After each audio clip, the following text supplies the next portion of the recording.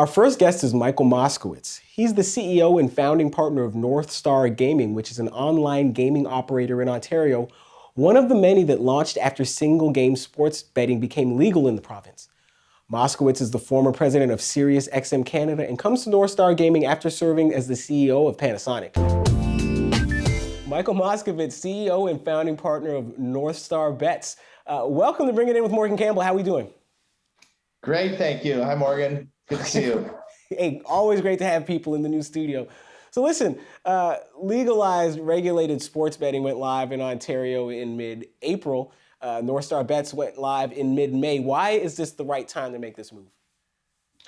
Hey, there's a bunch of reasons. I mean, first of all, we now have a progressive framework around a regulated business. So it's the right time for us where we wanted to do that in the regulated environment.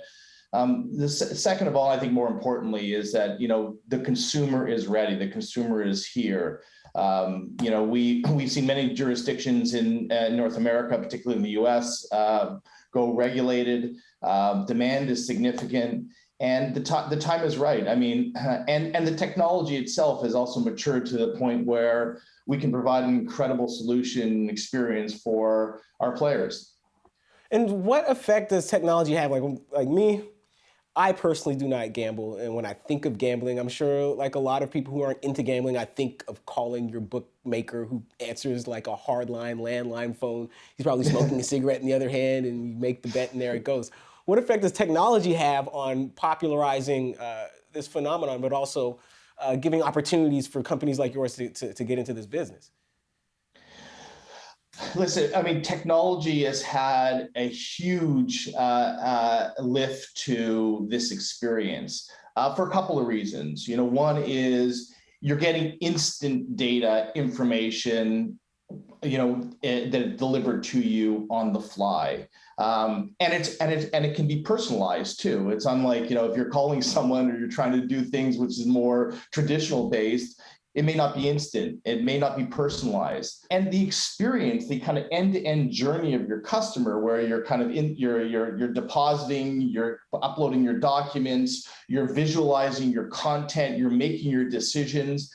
You're in your own environment and it's delivered a different on-demand experience that you wouldn't be able to experience anywhere else. Okay, and when I think of the stereotypical bookmaker with the landline phone and the dingy office, like that person is not also employing columnists or putting together video packages. Like how important is the content aspect of what you guys are doing? To answer your question, it's really about the consolidation of all of that, of the content into our very unique experience that ties both our sports book and our insights together into one experience versus being very fragmented and external. And so to what extent are you guys trying to kind of corner an existing market on people who are already betting on games? And to what extent are you trying to cultivate new gamblers, for lack of a better term? Well, I mean, there are different segmentations of this, right? So you've got, if you look at the market today, you've got kind of high net worth, those who really bet a lot on games, and they've been doing this for many years. And then you've got your, casino and sports players that let's call that 15-20% of the market. And then there's the kind of the next tranche, which let's call it, 20-25% of the market, which are sports fans, right? They're like us. They love watching sports. They may not, really wager all that much, maybe once in a while, but we provide them with the comfort and the excitement and the engagement and the trust in terms of them wagering on our platform in a regulated environment. So Michael, like that, the last person you described sounds like me. Like I'm a big sports fan. I do not wager.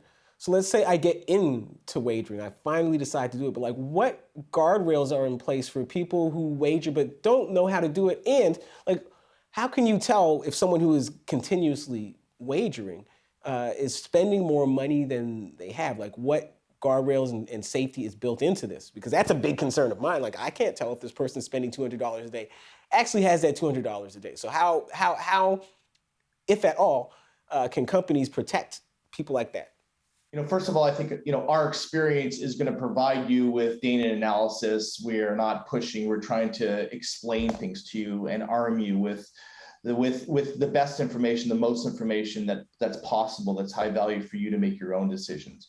But as it relates to safeguards, there are many. First of all, it's a regulated business, and in partnership with the regulator, there is a very strict verification process in terms of providing, limits and deposits and uploading documents, your documents, et cetera. So, second of all, is we are, we're a proud member of the Responsible Gaming Council, and all the training, and we integrate that feel into our experience if you go to it, and so we take that very seriously.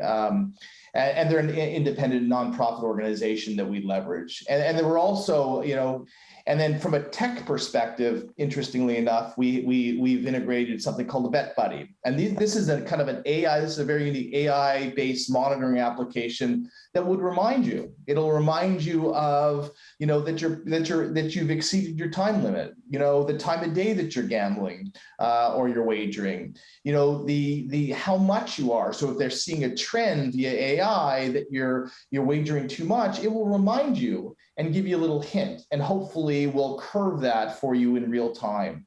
So there are a bunch of things in terms of, from a technology and also regulated industry perspective, that we're doing to protect players. We take that very seriously as a premium brand, and one that is coming into the market fairly new, and obviously tied to many media companies.